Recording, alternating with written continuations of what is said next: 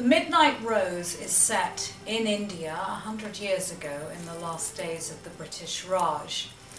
And just after I'd finished the first draft, my mother found a photo album which he handed to me, which was about the family that I didn't really know about, who actually lived in India.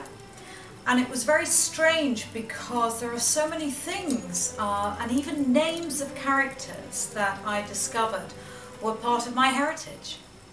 I discovered that my great-grandfather, Donald, was actually born in India and then went off to fight in the war in 1914 in France, just as the character in my book does. I also saw a photo of a middle-aged woman called Maud, and Donald's daughter, I discovered, was called Daisy, just as she is in the story.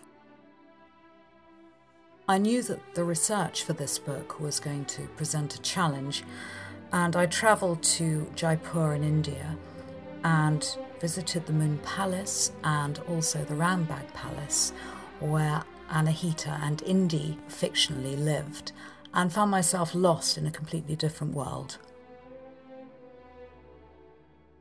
What makes Anahita such a special heroine for me is that she has a sixth sense and she totally trusts to it and believes it.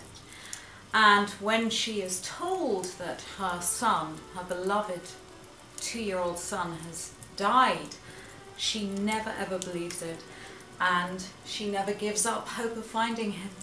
The Midnight Rose is really a dual love story, one set in the present and one set very much in the past.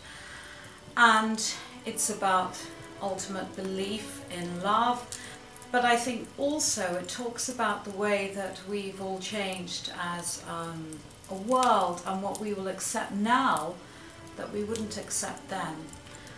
And I think probably out of all my books so far, it's definitely my favourite.